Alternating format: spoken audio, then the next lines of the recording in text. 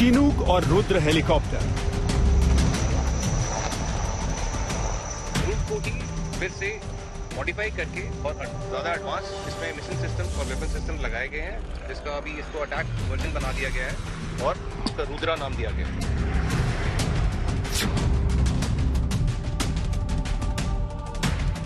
Ultralight toad howitzer और modern gun system.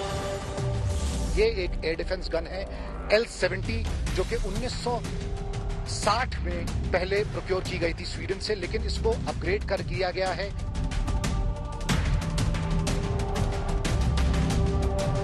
Surveillance drone heron. भारतीय सेना का एक बहुत बड़ा फोकस सर्वेलेंस और इंटेलिजेंस गैदरिंग पे है।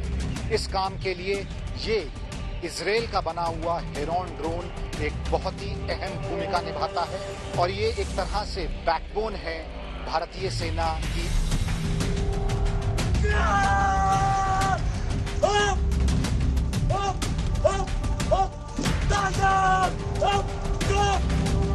और 30,000 से ज्यादा सैनिकों की फौज।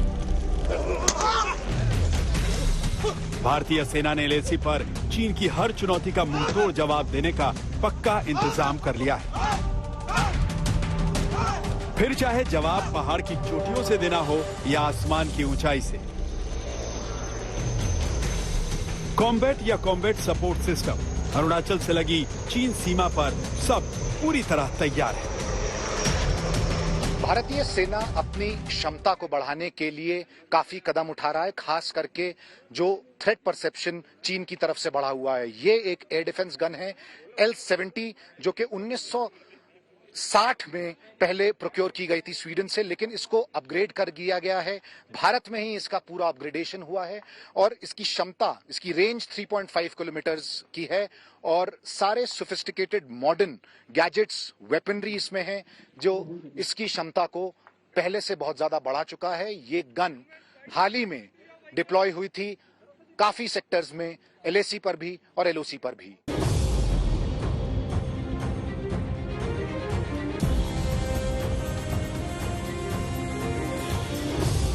ये 1962 वाला हिंदुस्तान नहीं है और ना ही 1962 वाली सेना है। ये आज का भारत है जो अपनी 1 इंच जमीन पर भी दुश्मन की नजर तक नहीं पड़ने देगा, जिसके लिए भारतीय सेना ने पिछले 1 साल से कम 30,000 से ज्यादा सैनिकों को अरुणाचल में तैनात किया है। आज तक की टीम जब अरुणाचल प्रदेश के LAC पर पहुंची तो वहां चीन से जंग की तैयारियों की रियल टाइम रिहर्सल चल रही थी। दुश्मन का हमला इस वक्त हो रहा है। इस एक्सरसाइज में दुश्मन के टैंक्स आगे बढ़ चुके हैं। ये धमाके की आवाज भी आई है और इस वक्त हम इंटीग्रेटेड डिफेंस लोकेलिटी के उस हिस्से में हैं जहां पे हमारी आर्टिलरी फायरिंग, भारतीय सेना की आर्टिलरी फायरिंग कंट्रोल की जा रही है। हम यहां समझेंगे कि किस तरह से इस आर्टिलरी फायर को कंट्रोल किया जा रहा है इस अटैक को रिपल्स करने में। जैसे कि आप देख सकते हैं यहाँ पर मेरे पास एक खास किस्म का कंप्यूटर है जिसे हम एनहांस टैक्टिकल कंप्यूटर कहते हैं। इस कंप्यूटर की खासियत ये है कि ये कम्प्लीटली ऑटोमेटेड है और कम्प्लीटली सिक्योर्ड है। इस कंप्यूटर के ये कंप्यूटर जो है आर्टिलरी के हर डिटैचमेंट में जो है डिप्लॉयड होता है। जैसे यहाँ ये एक ऑब्जर्वेशन पोस्ट है जो कि मैं इस कंप्लीट लोकेलिटी के साथ डिप्लॉयड हूँ और मैं यहाँ से दुश्मन की एक्टिविटीज को देख सकता हूँ। दुश्मन की एक्टिविटीज यहाँ से क्लियरली नजर आ रही हैं। अगर टैंक्क्स मूव कर रहे हैं या उनकी बिल्कुल अगर मेरे पास इनके साथ साथ मेरे पास ऑब्जर्वेशन इक्विपमेंट भी है, जैसे मैं बाइनोकुलर्स देख सकता हूँ, मैं और भी जरियों से उनको ऑब्जर्व कर सकता हूँ। लद्दाख हो या अरुणाचल प्रदेश, ये लगातार दूसरी सर्दी होगी जब दोनों देश LAC पर अपने सैनिक तैनात करके रखेंगे। लेकिन तैनाती सिर्फ भारतीय सैनिकों की ही नहीं। आर्मी एविएशन एक बहुत अहम रोल निभा रहा है पिछले काफी सालों से और पिछले कुछ सालों में जो हेलीकॉप्टर्स हैं इनमें भी काफी एडवांसमेंट आए हैं। हमारे ठीक पीछे ध्रुव हेलीकॉप्टर है जो रात में भी ऑपरेशंस कर सकता है, इसकी ये खास बात है। इसके अलावा हेरॉन ड्रोन्स हैं जो कि इजरायली मेड हैं।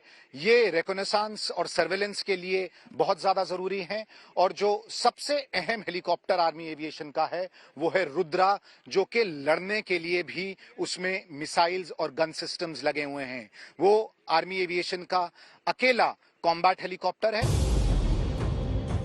अरुणाचल प्रदेश में चीन बॉर्डर पर भारतीय सेना की तीसरी आंख भी तैनात हो चुकी है, जिसका नाम है हेरॉन। ये मेड इन इजराइल ड्रोन हर मौसम में, हर मिलिट्री ऑपरेशन में एलएसी पर चीन की हर हरकत पर पैनी नजर रखे हुए हैं। ये drone I of the sky कहा जाता है और ये एक तरह से बैकबोन है भारतीय सेना की एविएशन विंग के लिए। यही कारण है कि जब भी कोई ऑपरेशन होता है जिसमें एयरक्राफ्ट या हेलीकॉप्टर होते हैं, कोई मिशन होता है, तो ये पहला जहाज है जो भेजा जाता है सर्वेलेंस के लिए। और जब तक पूरा पैकेज वापस नहीं आ जाता है, चाहे वो कॉम्बैट एयरक्राफ्ट हो या किसी भी किस्म के ट्रांसपोर्ट एयरक्राफ्ट हो, उसके बाद ही अंत में ये ड्रोन वापस आता है।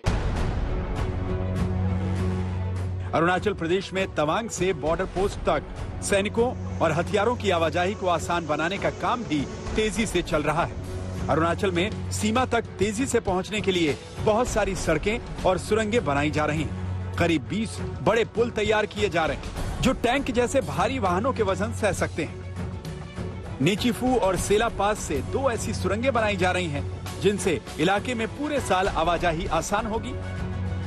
आज तक की टीम ने नेचीफू सुरंग के निर्माण कार्य का जायजा भी लिया।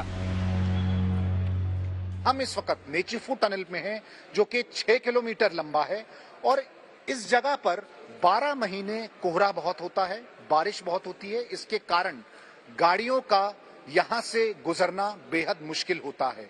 इस सुरंग बनने के बाद ये मूवमेंट काफी आसान हो जाएगा, ना सिर्फ सिविलियंस के लिए बल्कि सेना के लिए भी। एलएसी पर भारतीय सेना की जो तैयारियां आज हैं, वो पहले कभी नहीं थी और ये चीन को चेतावनी भी है और ओपन चैलेंज भी, जिसने अगर एलएसी पर जरा भी कोई छेड़खानी की तो भारत छोड़ेगा नहीं।